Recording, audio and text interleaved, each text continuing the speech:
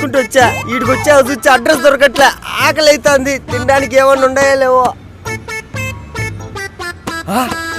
ఇదేదో హోటల్ ఉన్నట్టుండదే. బిక్కుమేద్దాం.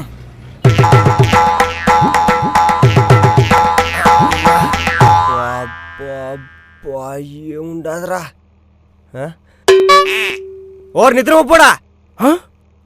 ఎవడు మాడిపోయిన మసాలా దోశలో కలుగున్నాడు. కట్టబొరలు వచ్చారు, కడపల్లా వచ్చి ఆర్డర్ తీసుకో. వచ్చేస్తున్నాను. చెప్పండి మేస్టారు. బాగా ఆకలి అవుతాండదురా. పోయి 2 ముద్దలు సంగటి తేపో. లేదు. జొన్న రొట్టె ఉందా? లేదు. ఈడబ్బా కనీసం దోశైనా ఉందా? అది అస్సలు లేదు. ఈ అంకమ్మ ఏముండేరా? గుడ్డు ఉంది, వేడి వేడి ఆమ్లెట్ వేసి తీసుకురమ్మంటారా? ఏదో ఒకటి తేపో, తిరుగుంటే చచ్చిపోయి మాత్రం ఉండప్ప. ఓకే. బా పెయింట్ బాగుంది, మా ఇంటికి కూడా ఇదే ఇప్పించుకోవాలా. ఇదిగోండి వేడి వేడి ఆమ్లెట్.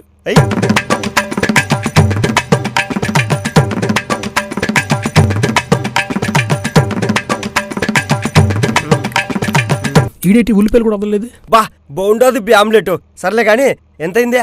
100 రూపాయలు. ఎన్ని 100 రూపాయలా? యో ఎట్టుంది వారం, నా గురించి నీకు ఇంకా తెలిసినట్లేదు. ఇలా నుంచి వచ్చాడు ఎరిపప్పు అనుకుంటాడావు ఏందే? ఒక్క ఆమ్లెట్ 100 రూపాయలా? ఒరు కర్రి గుడ్డు మొహండా, గుడ్డు పగలు కొట్టి ఆమ్లెట్ వేసి ఇచ్చానా లేదా? వేసి ఇచ్చినావు. అయితే మరదే ఇప్పుడు ఆ గుడ్డు పగలు కొట్టకుండా అలా గుంచాను అనుకో, ఏ పుంజో పెట్టో అవుతుంది. అది కానీ చికెన్ చేస్తే 250 రూపాయలు వస్తుంది. ఓన్ మన పల్లెటూరుడే కదా అని చెప్పి 100 రూపాయలు అడిగితే ఓ వేడెక్కిపోతావేటే. ఇవి నా 100 రూపాయలు. కరెస్టే. నో చికెన్ చేసింటే నీకే డబ్బులు వచ్చేటి. అయినా నీ డబ్బులు నాకేంటికిలే, ఉండిచ్చా.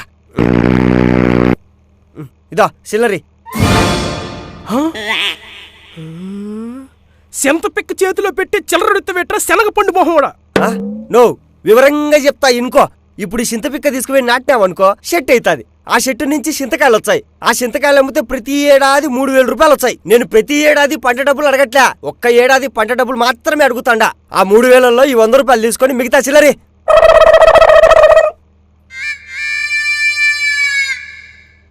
ఒరేయ్ ఇది అన్యాయమే. ఏంద్ర అన్యాయమో?